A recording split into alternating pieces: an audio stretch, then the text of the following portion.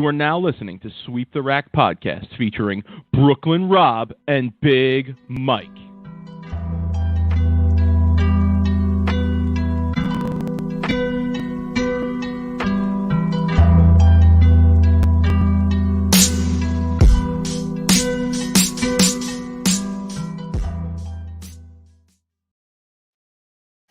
Rob, what's good, homie?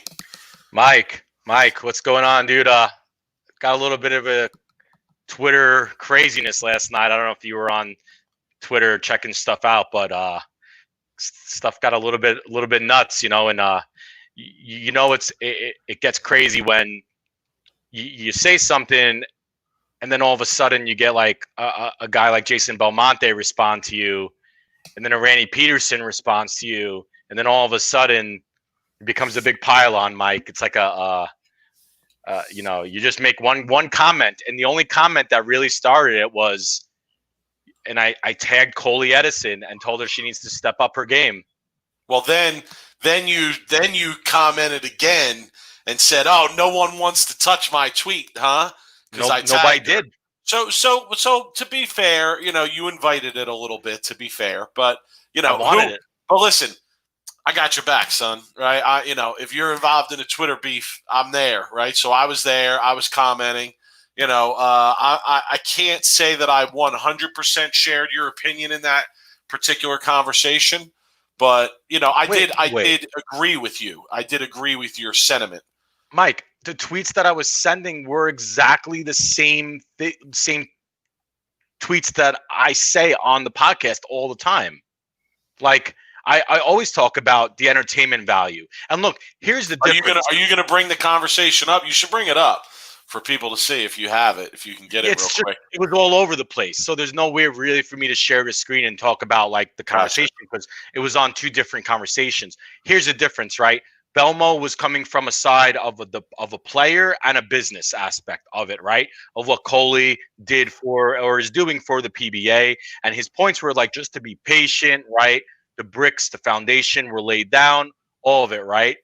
My point was I'm going as a fan, like the entertainment value of the PBA, right? Like that's kind of where my head was at. So I was talking about where's the entertainment value, right? Like what is like the you guys, all right, there's more money added. There's more tournaments. They added the women, right? But as for the entertainment value of the show, what's the difference between now and before? And that's kind of where I was talking about. So anyway, I mean, Mike, I love getting into it. You know that. Belmo is a friend of mine. You know that. Randy Peterson, once in a while, we, chat. And I have no problems going at them because I'm coming at him as a fan, Mike. I'm a man of the people. Ian Lang's got it right. If you want to call me the bad boy, I'm like the Dave Portnoy of bowling, right?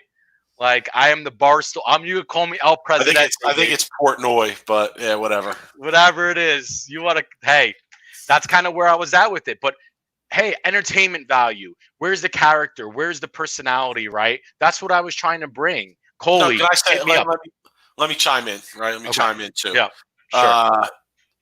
I understood Belmo's comments back to you, right? And I think that you did a fair job. Well, first of all, son, can I just say, I got to stop for a minute. What are you watching, dog? Yo. Like, you got this huge, what is going on? I know you changed your setup, but like you got this massive TV above this bed over here. And it looks like you got some bowling on, some classic Flagship Open, it looks like. You don't know what that is? That's 1996 Flagship Open. Of course Bobber Jr. I know you do, dude. Now that I get to work in this big room, I got a big TV. I'm working from home, and there's bowling on my TV. Rocky's right there. You don't see him, Dave? He's right there. He's right there. He's watching bowling, too. He's right under the TV. All right. It's distracting a little bit, but that's okay. I want everybody to remember, too, that Bob Learn got a mulligan on that show. Only time a mulligan was given in PBA history, missed a 10-pin, and he got a mulligan on it because he said somebody in the crowd disturbed him. Go and check the facts if you want. Only time ever happened. All right, back to the discussion, right? I understood Belmo's response back to you in the conversation about the PBA and the way things are going and the leadership, right? And you're right. The conversation with Randy Peterson was different, and we'll touch on that in a minute. So my thoughts on his response, on Belmo's response, are when they wanted to try and recruit league bowlers back to Bolero, they were willing to spend $500,000 real quick on something that honestly they probably didn't get their value back in. But now when they buy the PBA, it's supposed to be the long game, and we're supposed to wait to see some kind of injection. Listen, look it up, Google it. Bolero's revenue was $600 million last year. I got into an argument on Twitter as well with somebody, I forget the guy's name, not a bowler that I recognize, but who said, "Oh, well, revenue doesn't mean anything." Well, yes, it does. No, it doesn't. But it does, because if you have $600 million in revenue, you're making money. Mike, that's the bottom line. Mike, but if your expenses are $550 million and you only have $50 million in profit, yeah, it's still $50 million in profit. But no, I'm throwing numbers out there. We don't know what their profit is. We don't know what their margin is. That's my point. Even if it's 10 million, right? Even if it's 10 million profit, okay? If you bought this professional sports organization and you really want to improve it, there's an easy way to improve it. And we're going to talk later tonight about guys who are possible future Hall of Famers retiring in the midst of their career. So if you want to improve things, it's real easy. It's real easy. Just you got to get the money to a point where guys can make a living doing it. So Jeff, real quick, what I did is I made a comment on Twitter about how Ryan Simonelli, who we'll talk about, had an early retirement, and that it was a sad day in bowling when you have a top 15 talent retire early. It just shows you the state of the industry. Like, and compare it to a guy with, like, that I tweeted out, Mike Fagan, Dan McClellan. They're two that come to my mind that took long-term, bigger, futures or more secure futures than the bowling. And then all I said was step up your game, Coley Edison. And that was it. And then there was a conversation, a separate one about Simonelli's retirement, and like I said, we'll get to that at some point tonight. But Rob, listen, that's one of the interesting things to us about doing this podcast is that by doing it, like, we always had those interactions on Twitter at various times through bowling stuff. But since we started the podcast, I think that some of the things that we say on there are paid attention to a little bit more, I guess I would say. And obviously we have the outlet here to come and talk about it. So, yeah, it's interesting to see when people respond to you about some of these things. And I've gotten responses before. I've had emails with various people and text conversations with various people about certain issues that go on, in the bowling world or the professional bowling community. And, it's interesting to see, either way. Even when you're taking the heat, it's interesting to see. So, all right, Rob, we have a lot to discuss tonight, bowling-wise, right? Usually we like to – tonight's our interactive show. It's the only show we've been doing because nothing's really going on. So we're just sticking to this week by week. Shout to everybody who's joining us. We got mad regulars in the building. We got Robert Hamilton and Dave and Jeff. We got regulars here. So if you're in the chat, say what's up. The point of this show is for you guys to interact with us. We want to throw up some comments. We want to hear your thoughts on what we have to say. And normally we have some fun tonight. We will at a certain point if you stick with us long enough, but we have there's a lot of, I feel like, serious stuff to discuss that isn't, completely bowling related, Rob. So I'm going to give you your choice of what you want to start with tonight. Do you want to start with PBA League Draft discussion for the women? Okay, Alex Sword says start with the draft. Do we want to start with the discussion of Simonelli's retirement, or do we want to start with the discussion of the PBA has an event coming up that's going to Florida, and I have some thoughts on that in the context of COVID? My pick, I want to talk about Ryan Simonelli just because of the fact where we already talked about my tweet and we already brought up a couple of the points. I figured let's just talk about it, drive it home, and then just kind of go from there. So, Mike. Yeah, I'm gonna put this up, and we're gonna talk about this later. Excellent comment. Okay. Agree with that 100%. Absolutely. So, all right, let's talk about his retirement, Rob. can I put this out there first and foremost? To me, it seems like it's not a full retirement. I'm actually surprised if you haven't seen it, go watch the Bowler X interview. It's on their YouTube page with Mike Flanagan, who's everywhere. Rob, Mike Flanagan's everywhere. Mike Flanagan has his own podcast. He does the USBC podcast. He does the Bowler X podcast. He does social media for numerous bowling entities. My man's everywhere. Everywhere. Watch. He just pops up. Mike, you don't even know he's there. Mike, I respect the grind that Flanagan. I respect the grind. I do. I respect the grind. Mike, if I worked full time doing a podcast and worked in bowling and did media and announcing and whatnot, I would, I respect it, and I would be doing the same thing. Unfortunately, you and I work full time jobs that don't involve bowling and can't really do what Flanagan does. But man, keep doing what you're doing, Mike. Man, respect that grind for sure. He's everywhere. He's grinding. So he is. Go check that interview out on Bowler X's web. Very good interview. A lot of detail, a lot of background on Simonelli's retirement. But when I watched it, and one of the things that I noticed is that he mentions numerous times in the interview that he's likely to come back and bowl either for stretches of time or perhaps even full time if things improve for him financially. And, when you watch it, if you watch it or if you don't, we'll summarize it here. That's basically what he said he was retiring for, because he can't provide a good enough living for his family, bowling on tour and not regularly winning, not regularly being one of the top guys. You brought up, Rob, Fagan's retirement. You brought up Dan McClellan. Let's ask this question, because I had it written down in my notes for what I wanted to talk about tonight. Who's a more shocking retirement? Is it Fagan or Simonelli? Honestly, I'm going to go out and say something wild. I think Dan McClelland was a more shocking retirement than either one of them. Oh, come on. I know that's your boy. Look, no. You don't know. To me, you don't know Dan McClelland. You don't know Dan McClelland's talent. I do. Yes, I do. Oh, you don't. I understand. No, I do. No, you don't, because I've seen it up close and personal before. Believe me, I understand. Dude, and this is just me. This is Rob, just me these taking guys are two Hall of Famers. It is, but Dan McClelland, look, like, had he won more, I might put him in that. That but Fagan, if you're giving me the choice of Fagan and Ryan, it's Fagan. 100%, it's Fagan. Okay. Right? Now, when Mike retired, and we had him on our show, you can go back and check the interview. It's one of our audio only interviews. As Bob Learn shoots 300 there.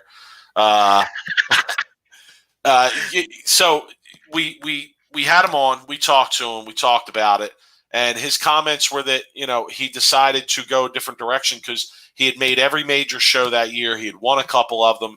He almost won Player of the Year. His ball contract was going to be up, and that really was unsure. And he was still going to have to earn his money on the lanes and really have another year like that. And that's not easy to do. And that all played into it for him. He didn't really announce anything when he decided to stop bowling. He kind of just walked away, and if you knew what was going on behind the scenes, you knew it. Eventually, later, the news came out. I'm surprised that Ryan Simonelli made the statement that he made on social media after listening to the Bowler X interview. And again, go check it out, but it was clear to me that he's not fully retiring. And if he does get a chance to come, he's going to bowl part-time at least. And if he gets a chance to come back full-time, he wants to come back full-time. Mike, so let me throw a number at you real quick. I'm going to throw one number at you. $28,905 in 2019. Okay, that's events? Ryan. How many events? 18 events. Okay, so I consulted with a trusted source. We have our sources around here at Sweep the Rack. We don't reveal them most of the time. And I got information that $1,000 a week is pretty much the average of what it's going to cost to bowl on tour. Okay, so Rob, if he bowled 18 events and made 29 grand, subtract 18,000 from that 29, and he probably walked away with something like 11 or 12,000. I mean, that, listen, that don't cut it. And then, okay, you need a ball deal, right? Charlie, that's kind of what you were alluding to before a little bit. It's impossible to bowl out there unless you have a serious ball deal. Yeah. Yeah. And that's tough. That makes it tough. And if you don't have a ball deal, you have to be winning. You really have to be winning. In that interview with Bowler X, he talked about how at one point things were really tough for him financially, and he's thought about this previously. He has given thought to this about walking away, and it's not the first time that he considered it. I'm not surprised, Rob. In fact, we're going to take a look at the money list from 2019. And one of the points I want to make is that a lot of these guys, I think what people don't realize is that besides bowling, they have other income sources, regardless of what it is. And we can discuss some of them that we know. But yeah, it's tough out there. If you're not one of the top 10 guys and really one of the top 5 guys, it's very, very tough to survive out there. Do top guys get any salary contracts from the companies? Okay, they do, Brian. That's a great question. They do. What the numbers are of those contracts, your guess is as good as ours, really. Yeah, we have certain information where we could give a ballpark number. And Rob, what ballpark number do you feel comfortable giving? For me, it would be between 30 and 100,000 is what I would say. It depends. Different companies give different contracts, Brian. By the way, man, shout outs to Hope Ball as well. B Glass, man, used to bowl against him in high school, man. Was a good player, good kid too. Storm is known for giving less salaries and more incentive. EBI Hammer and all that was known for giving higher salaries, no incentive. So it really depends. From what I understand, there's very few incentives. Now it's mostly salary based. And from what I understand, guys are being asked to do more for less. Salaries are getting lower while the demands for what should be done are getting higher. So that's a tough situation. And listen, Rob, you want to bring up the money list? Let's bring up the money list. Sure. By the way, shout outs to Rick Benoit in our chat, man. One of the smartest guys I know in the bowling game. Rick, love to get you on, man. Do an interview with you. Man, Rick is father of Bowl U, does a lot of good things in the bowling industry. So, we'd love to get him on and talk to him about bowling. Man, laid me out a smash R. I almost won the tat with it back. I'm telling you, man. Rob always loves the people who laid him out a ball that gave him success. Like he's always got such a deep place in his heart for those people. I understand. Yeah. So I wish I can get this bigger. Maybe I could. Let me see if I can get this bigger so we could zoom in here. Oh wait, no, I don't do that. Hold on.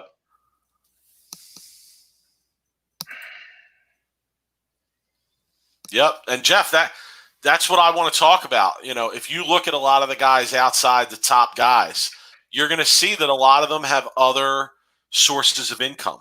Okay, so let's take a look. You got Belmonte, right? It's good to be him, right? Let's be honest. He's got the best ball contract in the game. None of us know what it's worth. He's got his own line of bowling balls that there's a lot of rumors on how he benefits from that. He wins a lot. Right, so there's good money there. He's doing well, right? He's doing well. And another thing Simonelli talked about in that interview is how not winning and the financial stress of it tightens up your swing, okay?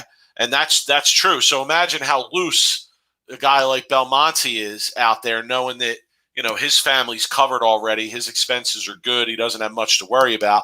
And you got other guys out there that are really worried about how they might pay their mortgage.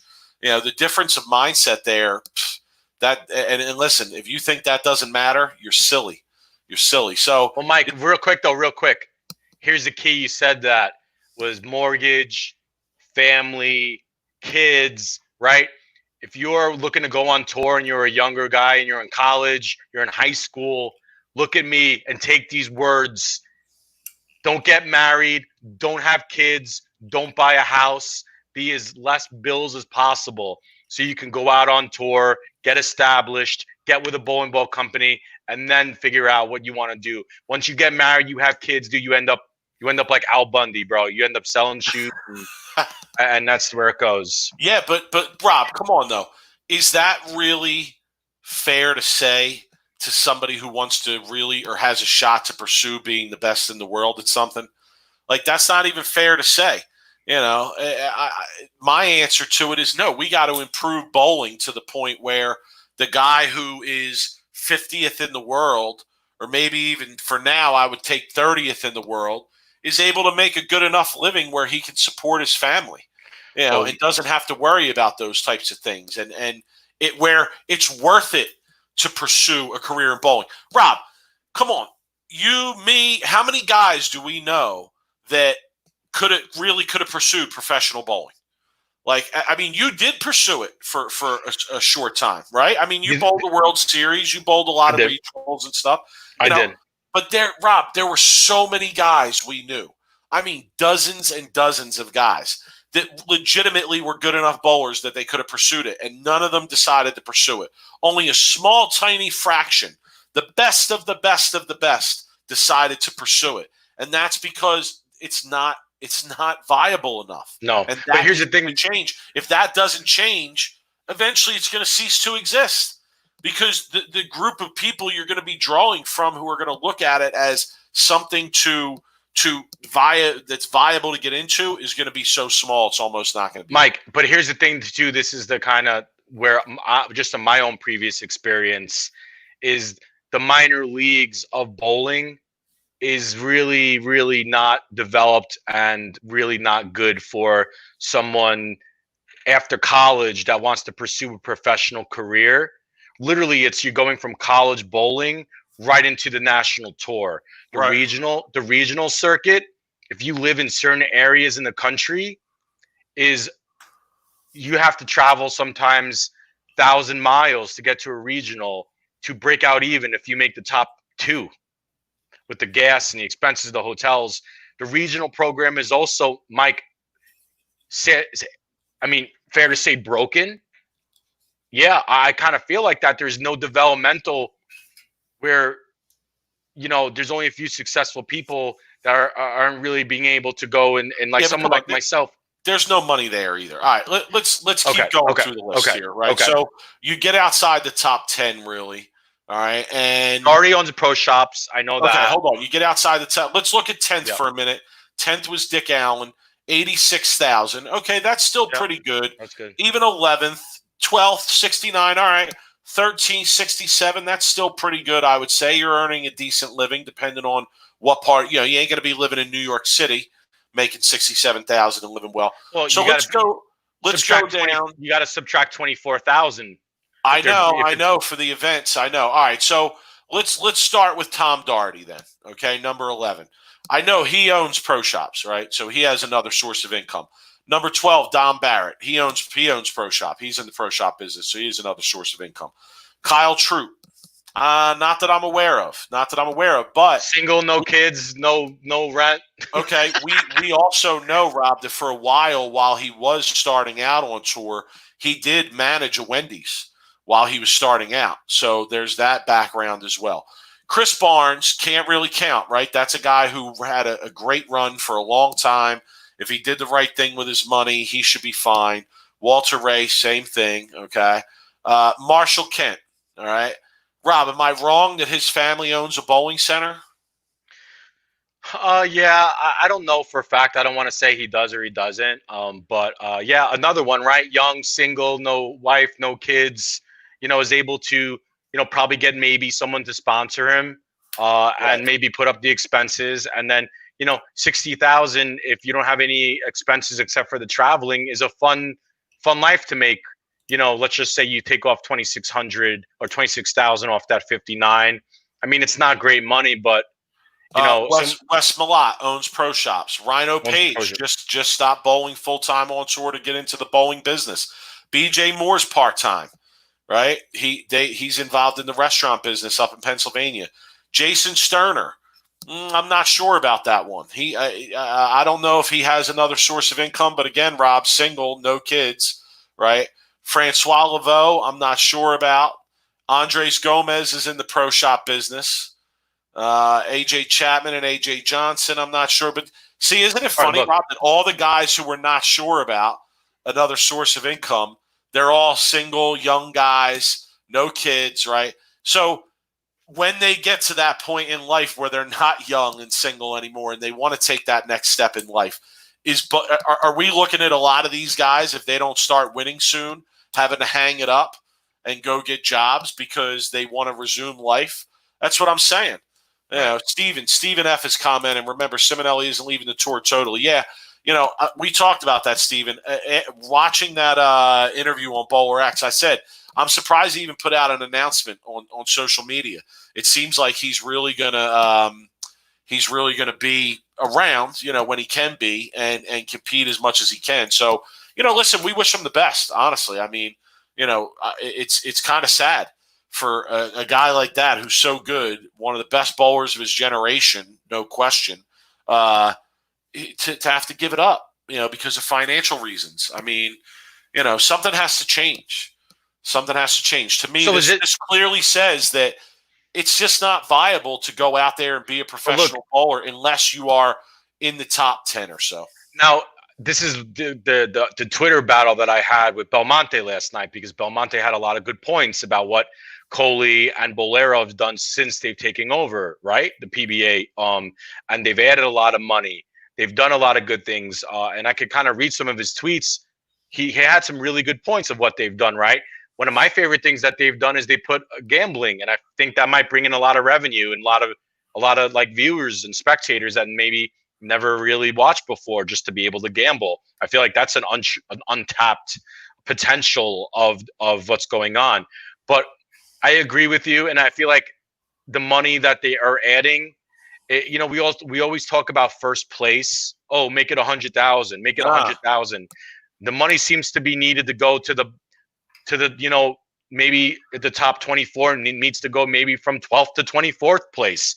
So these people that make the cut actually are being able to get a $3,000 to $5,000 check for making a top 24. Maybe it'll go to $7,500 if they make a top 24. I feel like the money has to go down the prize fund in order to support people like, you know, a guy like Simonelli, right? A guy who, you know, makes a top 24. You know, you don't want to compare it to golf, but look at golf. You make a cut in the golf, I mean, it's like winning a Masters. These guys make one cut, and then you can support yourself. Yeah, and it's tough to compare to golf. It makes me upset. It is, but I'm just saying money. But money-wise, like, you want to, instead of putting 100,000 on top where the rich get richer, take that maybe extra 50 you have and put it down the prize fund, Mike. Yeah, so let's look at a couple comments here. Rick Benoit was saying it's impossible to develop a player on tour now. Yeah, I mean, it is. No shit. Who can go out there and survive for long enough to develop? You know, you can't. Charlie was talking about the TV incentives and how they went out the door. Yeah, we've talked about that on previous episodes too. Like the ball companies, they got, you know, they control too much. Like, they're not paying the guys enough to go out on tour, cover their expenses, you know, make a decent living for their family and not really win all the time or not be successful all the time. And that's not right either. You know, to me, that's not the way things should be either. You know, something's got to give. And to me, listen, you can talk about whatever you want. I see Jimmy's in there mentioning sponsors, etc. But Bolero bought the PBA Tour, okay? Put the money up. They put up money for 2 invite-only amateur events. 3 amateur events. Put the money up. You know, how much would $500,000 or $1 million do over the course of a season of the PBA Tour, and what you just talked about in trying to pad the bottom of the prize funds? You know, to me, I think you mentioned $100,000. I think that should be the standard. I think a regular tournament should be worth $100,000, and the major should be, you know, higher. Listen, I know I'm asking for a lot. It takes a lot, but they're a huge corporation that bought this organization. You're missing if you something bought here. The organization, put your money behind it. You're missing something here. Here is my point. Bolero could throw $1 million right now into $10 million into the tour this year. How sustainable is it? Rock. Shout out to my cousin. He's only here for the betting. That's my cousin. Only here for the betting. How sustainable is it if they're not bringing in new viewers, they're not bringing in new audience, they're not bringing in better ratings? How sustainable is that? You put in all the money for a year or two, and then maybe Bolero says, wow, we've just lost a couple, $10 million putting all sorts of money in. Here's what you're missing. No, Here's but let me finish. You have to make it sustainable, so that you have to put in the money to make it more watchable, more entertaining. It has to be able to raise viewers. What are they going to do to do that? That is my biggest point. How are they going to market the pros? How are they going to get new viewers, younger viewers, right? Like, you could put all the money into a product, but if the product is still meh, you're going to end up losing your arm and your leg, and then the Bolero is going to end up washing their hands and getting rid of it. I mean, to me, honestly, we're not talking about big amounts of money here for this kind of company. I'll be honest with you. Like, but no company wants to take losses, Mike. Nobody wants to take losses. They bought all these bowling centers and went in and remodeled them all. Over at Carolier, they put a fucking Cadillac in the lobby of the place. Okay? Yeah, because you're making money on open bowling. Open bowling is the biggest money maker for a bowling center.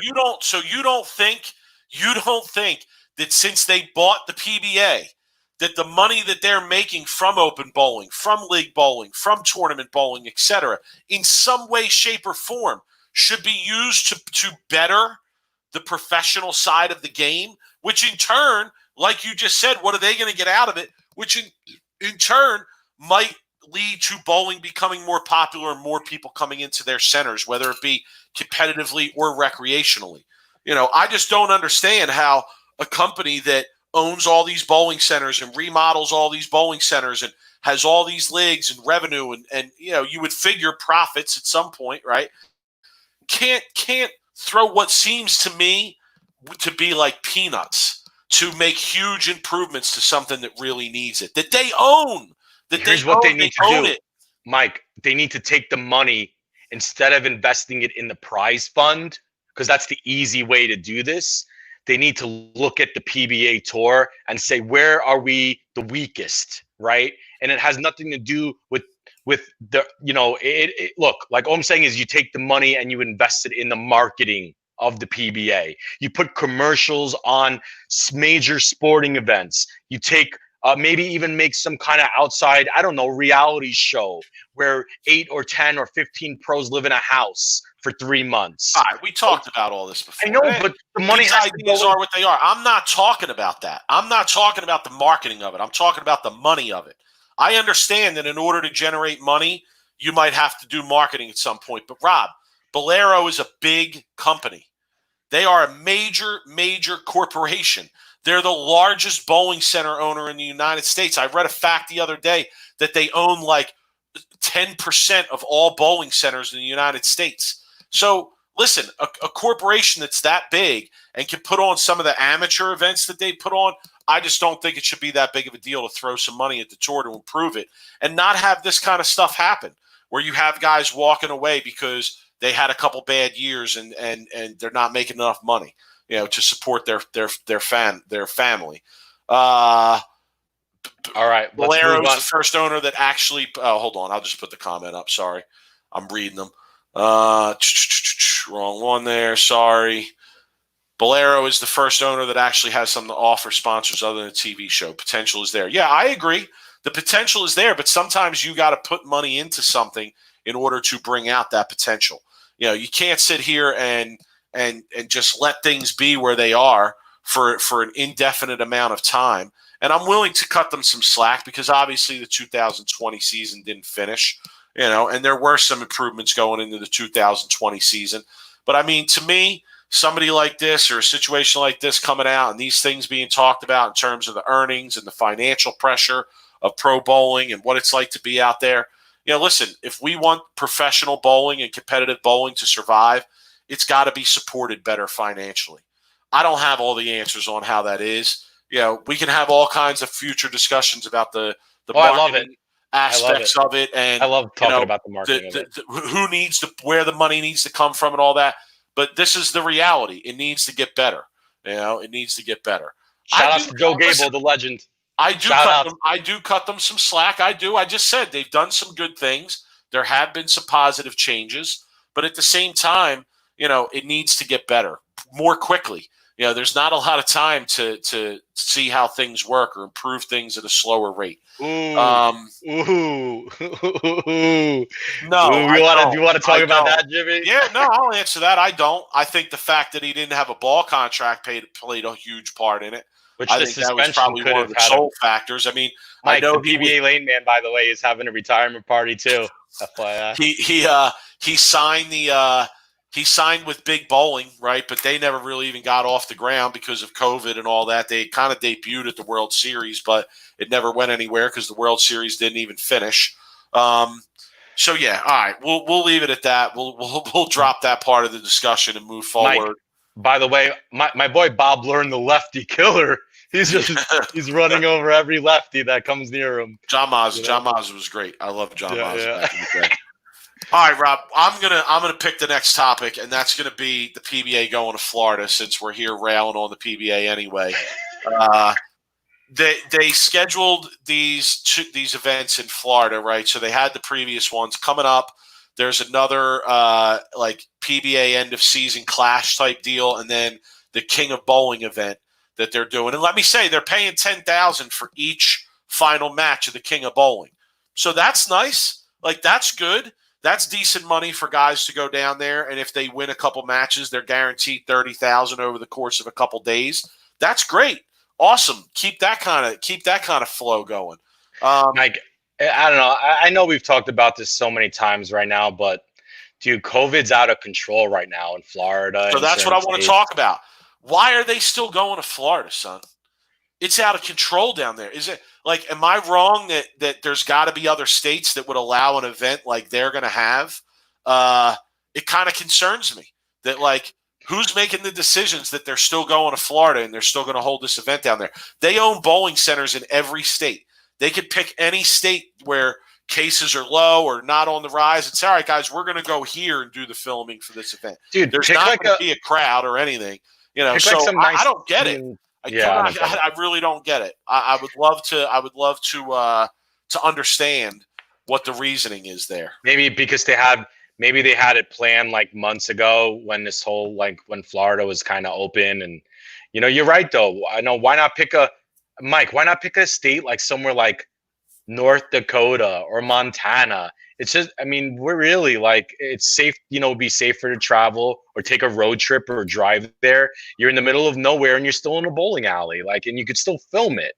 So you're right. I don't get what I would love to know that question, but I have a feeling it has something to do with just prior planning, and they just kind of like stayed with it. And now this whole thing's going on, but there's a few places I wouldn't go. And, Florida is definitely one of them. I mean, it's just, everybody saw it coming, but then there's a whole other side of it, Mike, where it's just like people, are still like kind of over it, and people think, it's a low mortality rate, and there's a whole another issue to that. But it's a good point. I'm sorry, I'm really on my shit tonight, people. We'll keep it moving though.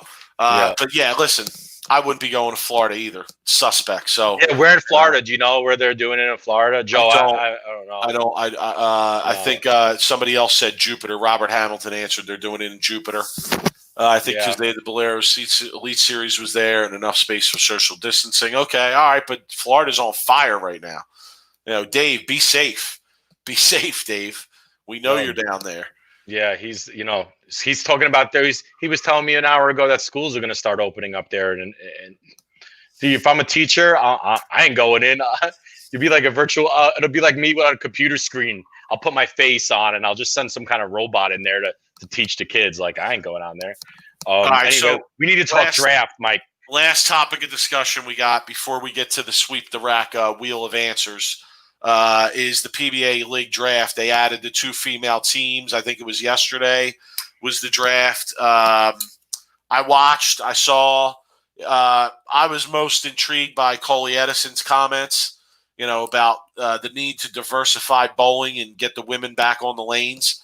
I was kind of asking myself, like, does she understand that, it's not, they don't own the PBA Tour and that's a separate entity, as we discussed on a previous show. Mike, I have a hard time listening to her interviews. Yeah, Rob, listen, it's a little phony.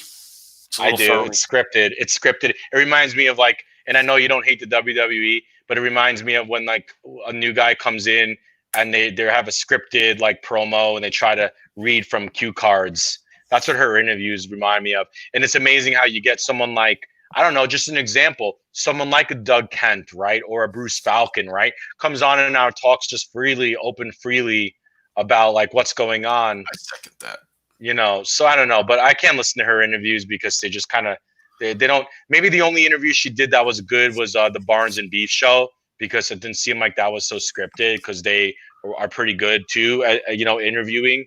But I just can't do it a lot of the times. Anyway, snubs and surprises, Rob. I know you got some thoughts about the draft itself. Yeah. I looked at the top 10.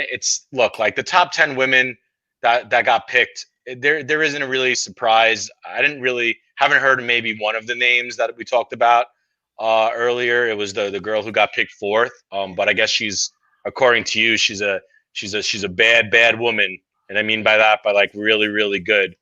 Dasha Kovalova out of Miami. But the assassin. Look, like picks like Maria Jose Rodriguez, she's good, but would I pick her over a Kelly or a Shannon Pluhowski? That was the biggest snub surprise to me, was Pluhowski.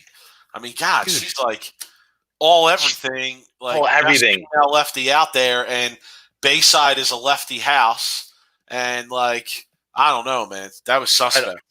It was. I look like for the most part, though, the draft was chalk, right? I mean, if you looked at the top 10 players, basically the top 10 players got picked.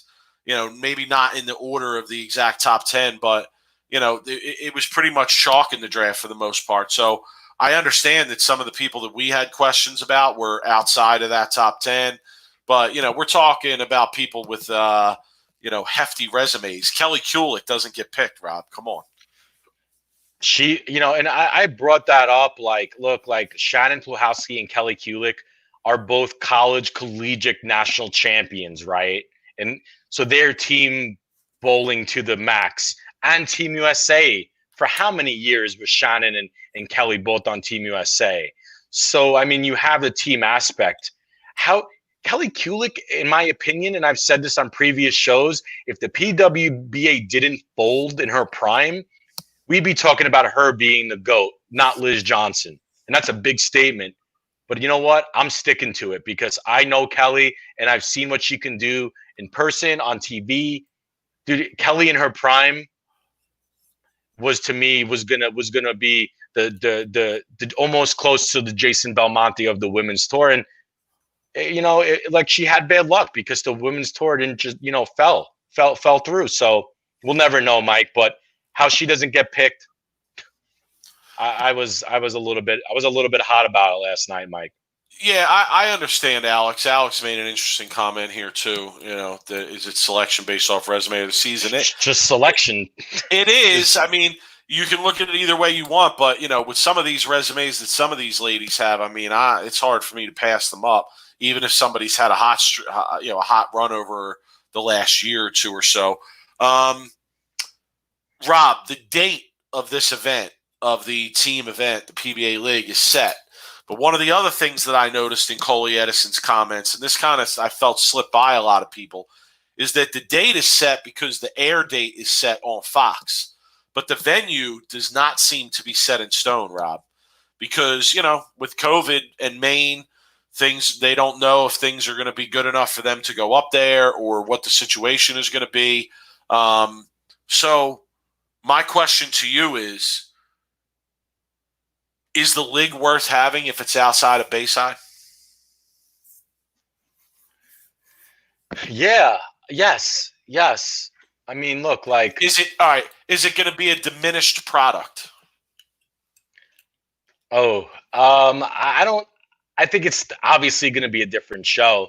I think it's going to be a different show regardless if it's in Portland or if it's not in Portland. Why? Because there won't be. You think it would be Portland with no fans? Yeah, I mean, it's not no fans, but I can imagine maybe. Let me say this: if they can't have fans at the PBA League event, they should just cancel the PBA League event. Yeah. Okay. Could you imagine having like social distancing in the crowd at Portland? You got a banana You got a nun. You have like all these people like all like dressed up. You got drinking. the girls who like think they're hot.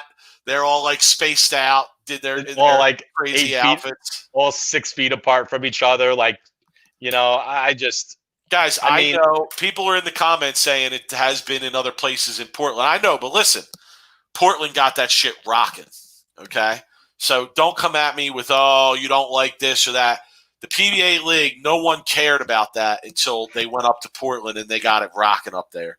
All right. So to me, it's almost like an exhibition level event. It's about the crowd. It's about the hypeness of the event and the atmosphere and having it in that building and having the fans there. And I got to say, man, if it was up to me, I would not have it if they could not have, I'm willing to go outside of Portland, but if you can't have fans there, period, then you gotta put that on pause. And I almost want to go as far as to say it should be in Portland or nowhere. Yeah, but like, I mean, can you say that the same thing about the rest of sports? No, but the rest of sports are not always exhibition type events, right? That rely a lot on the crowd. I disagree with you. I kind of feel like, yeah, the crowd, okay, like the crowd makes it an event. People want to watch it, but Ron, you're right. I don't watch it for the crowd. I mean, it is fun people watching. Ron, you're wrong. Ron, you're a dope. No, you're wrong. No, I'm going to explain why. That's a dopey comment. I'm going to explain why. Let me explain why. Here's why. Because the players themselves will not care as much about that event if the fans are not there for that particular event. No, I don't agree with that. I think that's bullshit. No. Go back and listen to any interview we've done about Bayside. And they all say the same thing. It's about the fans there. It's about the event, the hypeness of it. But look, like you got to understand this too. Like you don't think like the players know that when they're going into bowl. Let's just say the fans aren't going to be there. It's the players' job to make it seem like the fans are there and to come in and try to bring hype. That's when it comes off as corny and manufactured. Yeah, but that's worse than it is. With the fans there, it's authentic. Well, that's where the PBA has to come in and make it mean something. Guess what, Mike? Maybe this might sound crazy. Maybe put more money into it. Maybe give a title, right? Maybe give a title for the team who wins. Okay, then you might start seeing a lot of real reaction instead of just seeing some strike class exhibition where everyone's high fiving and it's all fun and games and everyone's friends. But if you put a title up for grabs or actually some real money, you're going to get some real emotion. And I think if they're not going to be any fans there, then maybe they should consider actually making it a real event. I'm just throwing that out there. Here's the problem. Completely out there. Problem there, like to make that event worth serious money to an individual anyway. Like the numbers are staggering. I mean, if you want each guy to even walk away with $50,000, first place would have to be $250,000. And $50,000. Let's be honest. I mean, it's a nice prize for a lot of these guys, but it ain't something that a lot of them are going to get overly hyped about. My thing would be if you can't have the fans, and maybe even if you can't have it at Bayside, push it back. Do it at a date where you can go back. In the spring, summer, something like that. I agree, Robert. I agree 100%. I think that you do that event without the fans and without that atmosphere, and it's going to present itself completely differently than it does. It is. But, I mean, the rest of the sports world is really presenting itself completely differently right now, too. UFC, WWE, right? They're putting on shows without any fans, and WWE is a good comparison because the fans make a show because they go crazy, they chant, they boo, they yell, and they're still putting on shows. That's twice you brought up WWE. Yeah, because I'm just saying because you're out of here. But it's true though. But it's just like because you can't imagine having an event without those fans. The aura of it. Yeah, it's different. That's such a shitty comparison because the guys who are in the WWE are actors to a large extent. They don't feed off the crowd though. They don't feed off the crowd. I'm sure they do, but they are actors. They are trained actors. They are trained in how to act this out. PBA guys ain't trained in how to act it out. They're trained to bowl.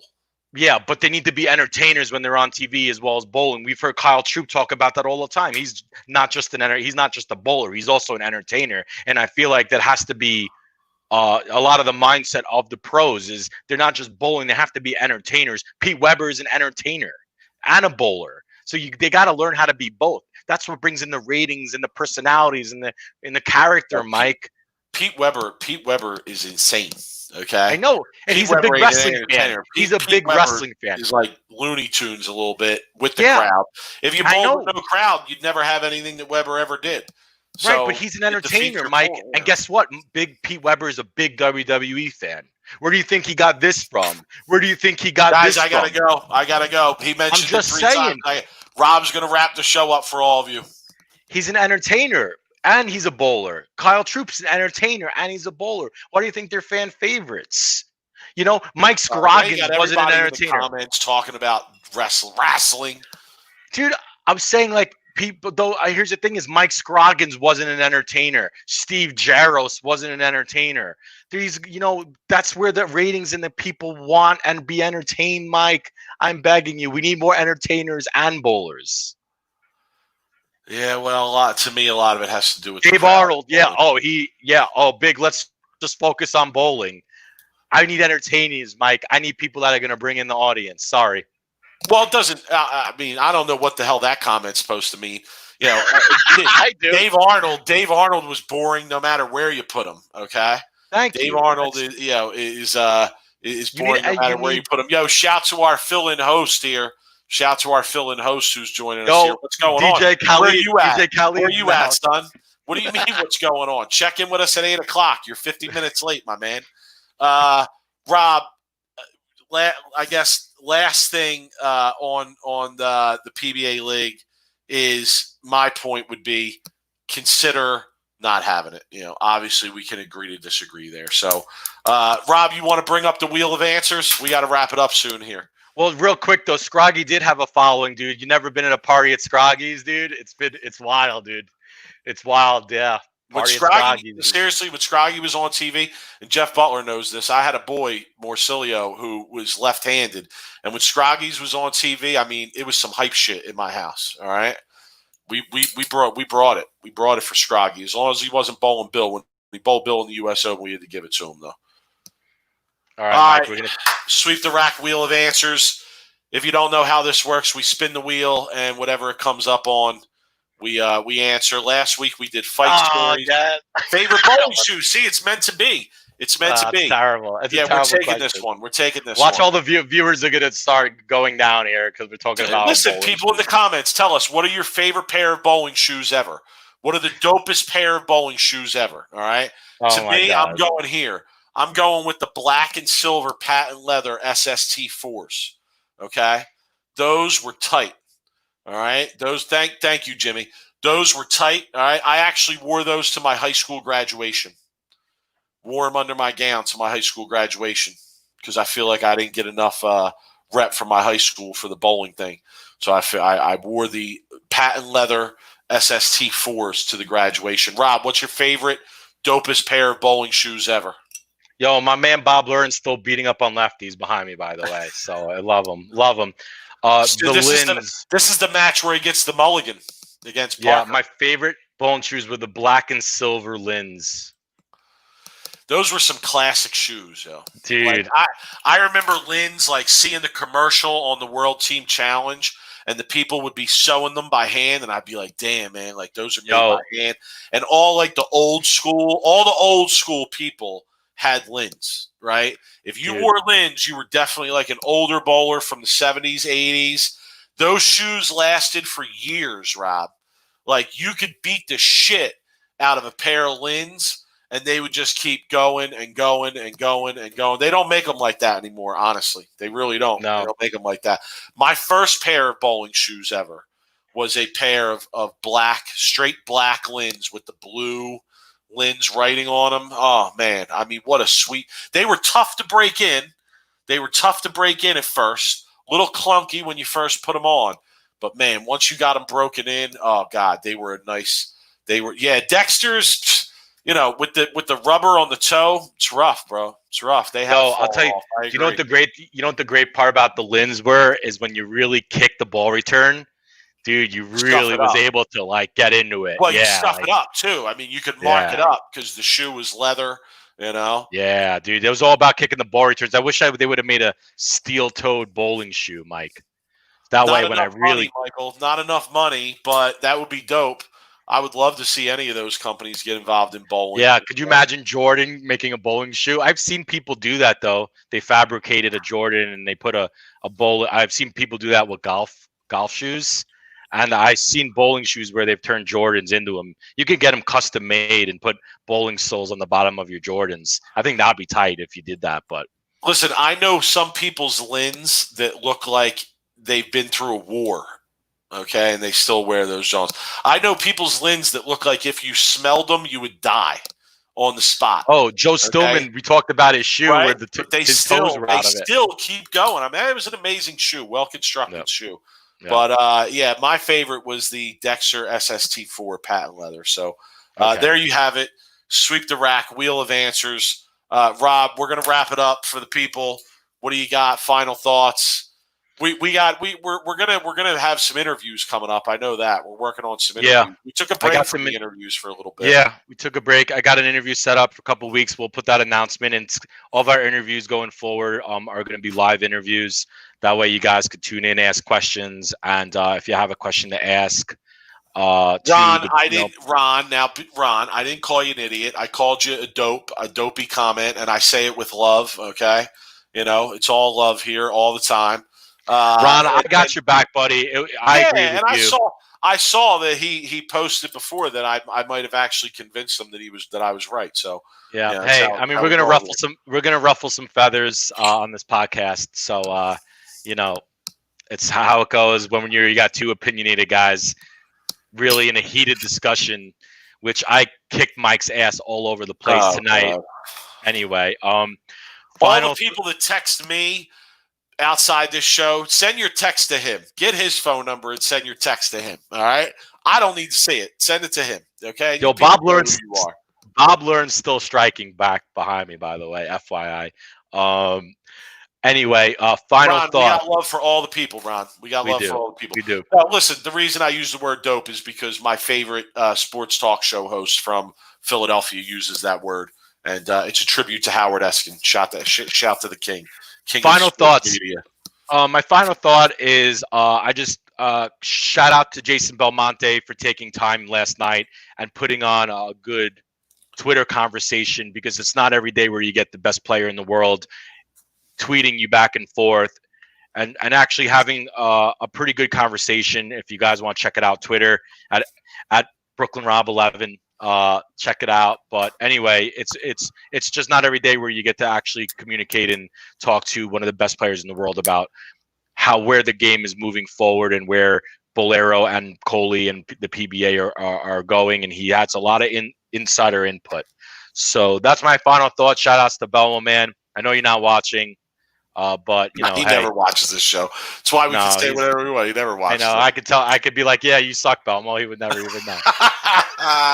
Bill might watch them. Bill might tell him. That's where. The thing is. I could picture Bill being in the comments on a burner. Quite honestly, Yeah. He is. He's probably. He's probably Ron Brown. That's probably Bill O'Neill. All right. So Rob. That would be great. So Rob's final thought is to promote a conversation that he had on Twitter. Go check out his Twitter account. Giving the quick marketing plug for my Twitter. Yeah, my final thought is that listen, we talked about a lot tonight, but my bottom line is shout to Ryan Simonelli. I wish him luck with his future endeavors. I hope to see him back. I actually, maybe I shouldn't reveal this, but I will. A while back, I actually bet a well-known pro bowler that Ryan Simonelli would make the Hall of Fame, and I took the side of him making the Hall of Fame, and it's a pretty significant bet if we do settle it too. So, I felt like he was a really strong player, and I was surprised to see that happen, and I wish him luck going forward. And, retiring costs you money makes it all the worth it of him retiring. He's gonna make it. Go listen to the Bowler X interview. He ain't even really officially retired. That's awesome. Why I said the person hit me up wanting to settle up the bet. And I was like, wait a second, we got to see where this goes. I would too. As soon as he made that announcement, I would take a snapshot of my phone, send that shit, give you my Venmo. Yeah, I said, whoa, back up here. We need to see how this plays out because I think it'll play out a little bit differently. But yeah, shout to him, man. And listen, the bottom line to me is the professional level of bowling needs to find a way to get better financial support across the board. Guys at the top, guys in the middle, guys at the bottom. It's across the board. You got to make a living. You got to be able to support your family. And if you're the best in the world at something and you're out there promoting our sport, you should be able to do that. So that's it. I'll leave it at that. People, we appreciate you joining us. We love all the comments and banter back and forth. We hope we entertained everybody for a little while. And peace out. We'll be around next Wednesday, yo. Yo, see you guys later, mate.